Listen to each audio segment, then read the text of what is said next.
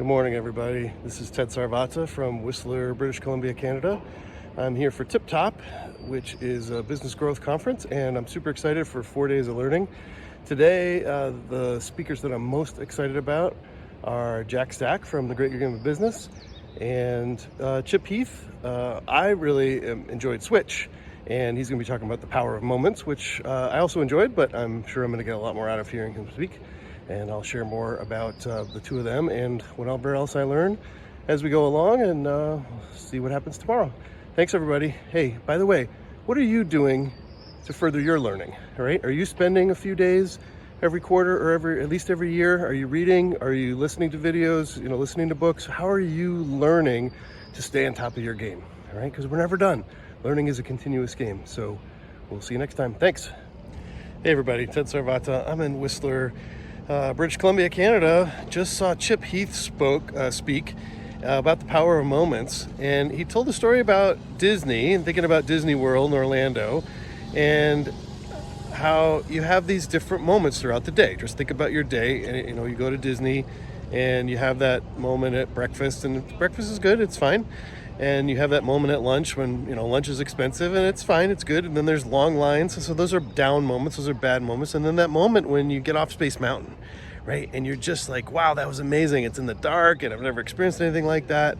And that's a 10. And if you average out the day, it's 6.5, right? Think about what it's like when you're home and you're lazy boy and you're there for the whole day. You might have a higher average. But you don't remember your day every day the way you remember Disney, right? The happiest place on earth. That moment when it's 95 degrees and 95% humidity, that's a terrible moment, right? It's 3 out of 10. But that Space Mountain moment carries the day. And so think about that in your business. Think about where are you creating moments for your employees or your customers that are those high points, because experience fades, our memories fade.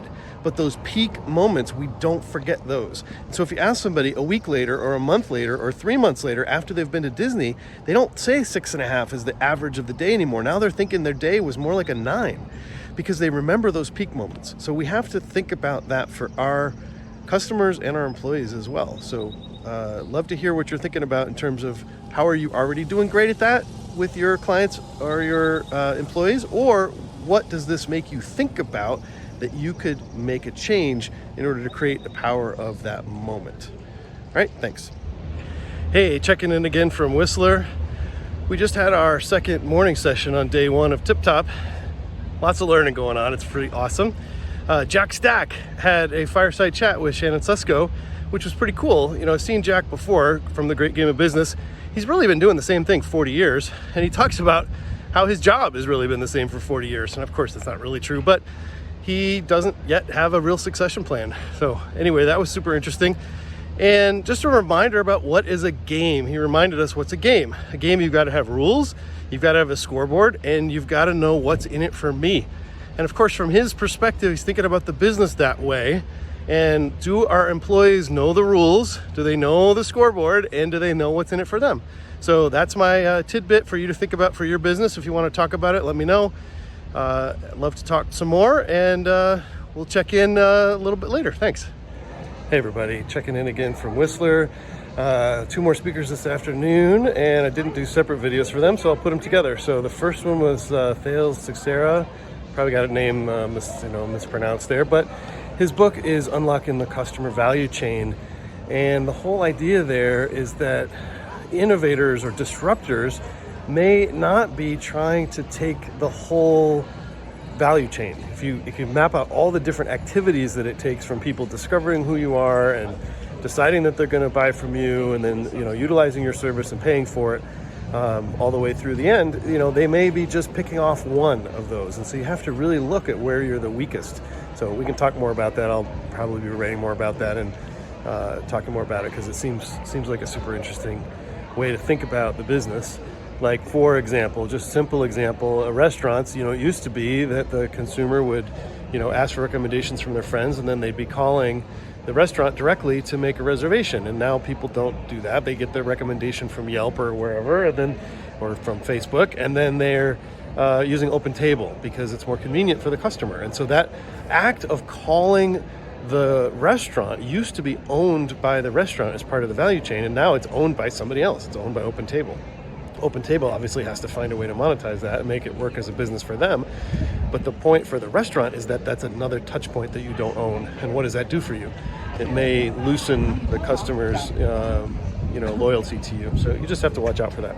And then the second speaker this afternoon was Bob Glazer, talking a lot about how you grow your team. And I can't remember the name of his book. I'll have to give another video about that when I read it. I have a copy of it, but I'm definitely going to read. Oh, the book is called Elevate. That's the name of it. And there's a B right in front of me. Okay, there you go. Go on. So anyway, the Elevate, the whole idea is if you're growing, right, you're doubling in size, you're going to be breaking half your processes and you're going to be breaking half your people. So your people have to be continually up-leveling themselves, but it's your responsibility as leaders to give them the tools that they need and to make sure that you're helping them grow. And if they're not growing as fast as you are, then there's going to be a gap between what you need, right? You have a director and then you have a VP and you have an executive.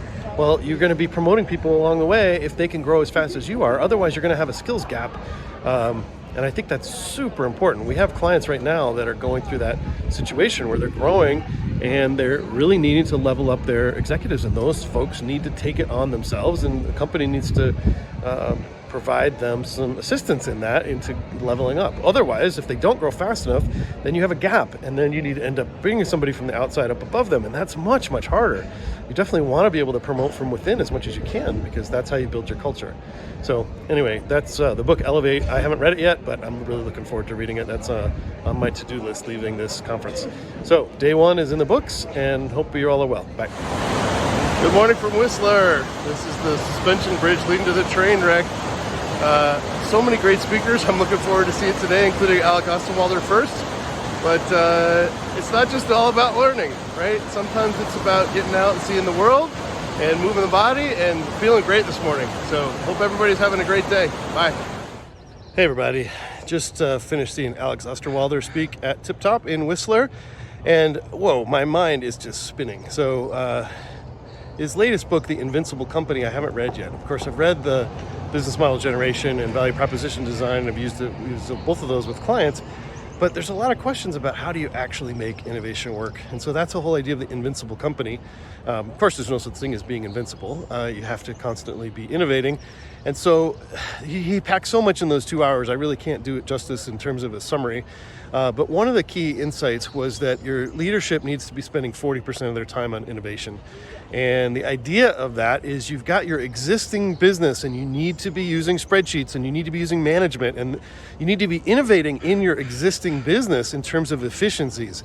But then you need to be innovating in terms of your business models and in terms of your products and services for the future.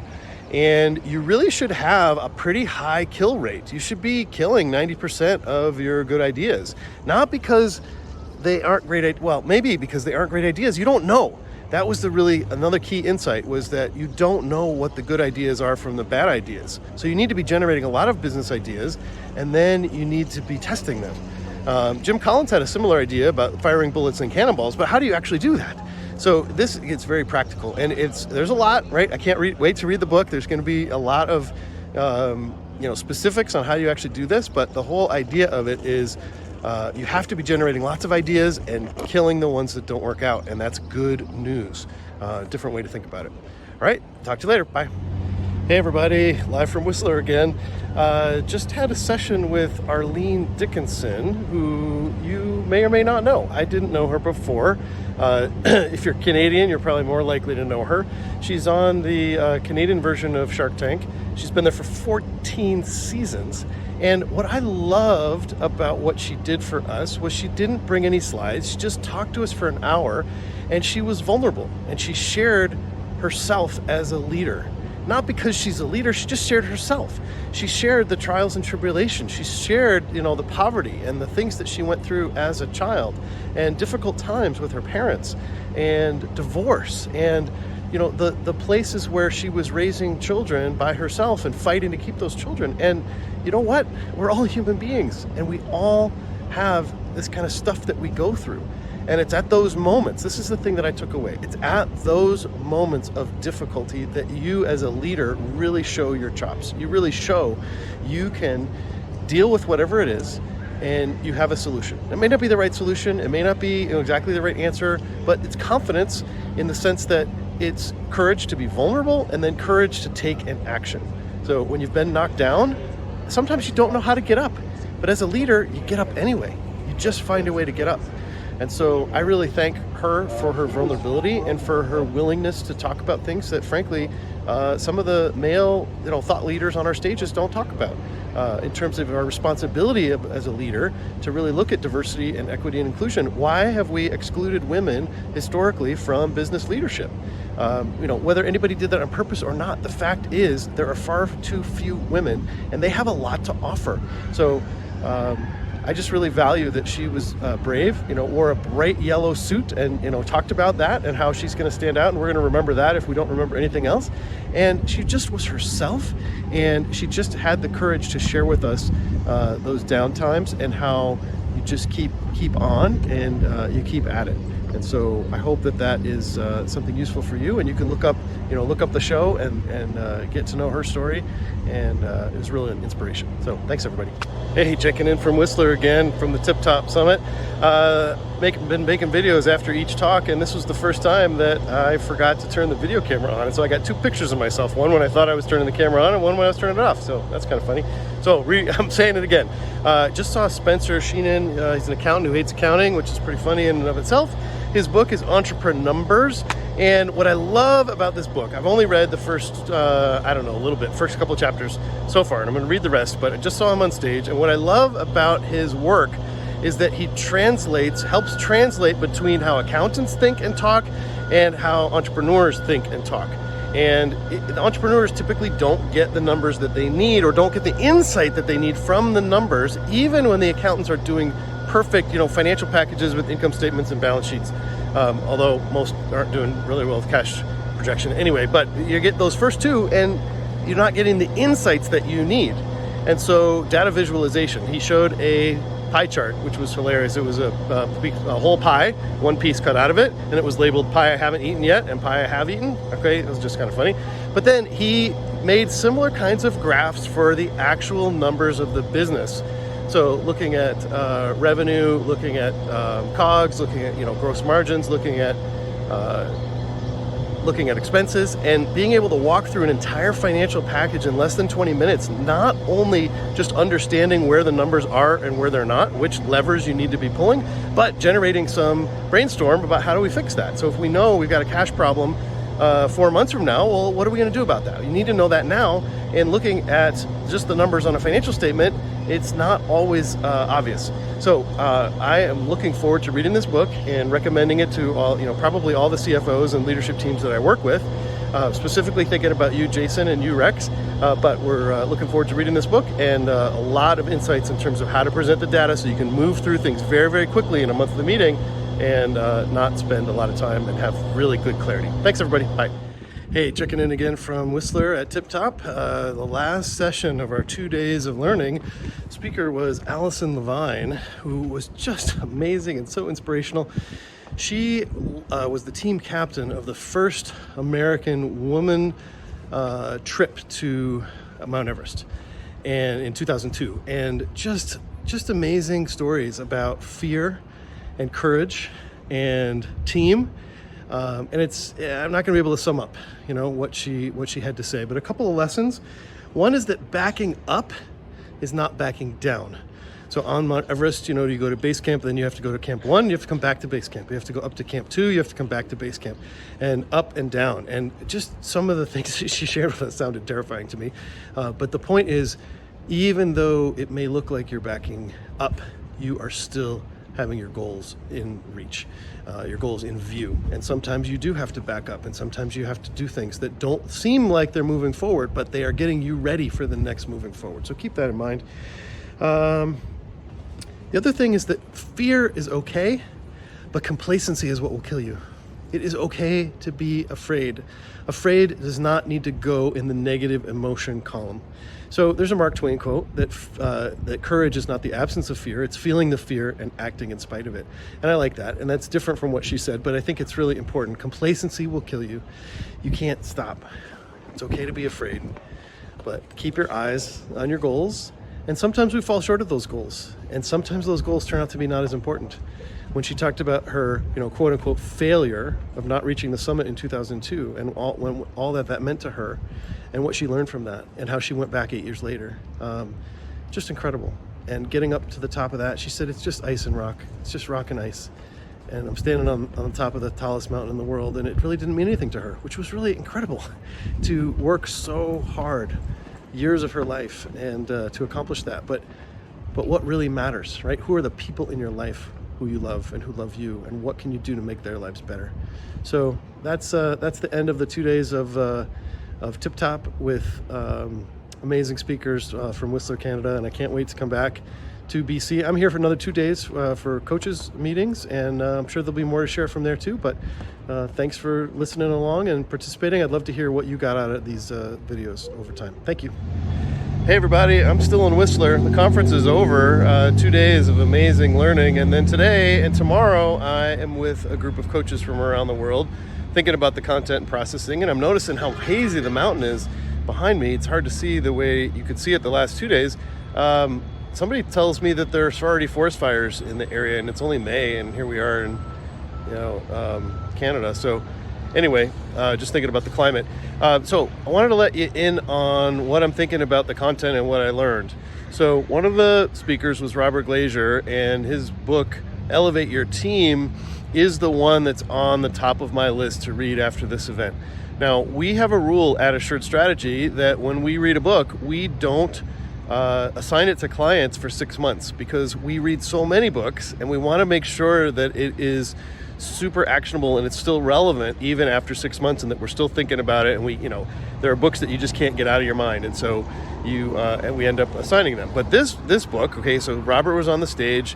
There's a particular graph that I think is super interesting about the growth rate of your company and how fast your leaders need to grow in order to keep up with that. Otherwise, you're creating a gap. And so I'm super interested in that book, and I'm hopeful that 6 months from now I'll really be using it with clients, but we don't know yet. So I need to dive in right away. So I have assigned myself a task to have it read by next Friday. Today's Thursday, so I'll have it done by next Friday, and then we'll see. We'll start thinking about the ideas and seeing how it fits with clients. But this gap between how fast your leaders are able to grow and how fast your company is growing is super important. And I know that my clients need to be thinking about that. Nobody on any of those leadership teams wants to be in a position where somebody needs to be hired to be their boss.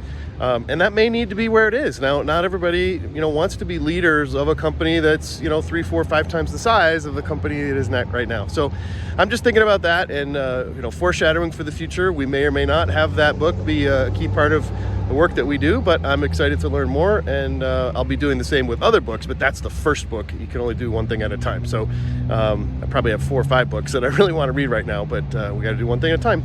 So hopefully that's helpful for you, and I'm interested to know, what are you learning right now, and what did you learn 6 months or more ago that you're still working on, and you want to implement learning right away. So this 2-day conference, if I don't read this book right away, it's a lot less likely that I'm going to read it, because there's so many other things to read and so many other things to learn. So let me know what you're learning and what you learned 6 months ago that's still working for you. Talk to you later.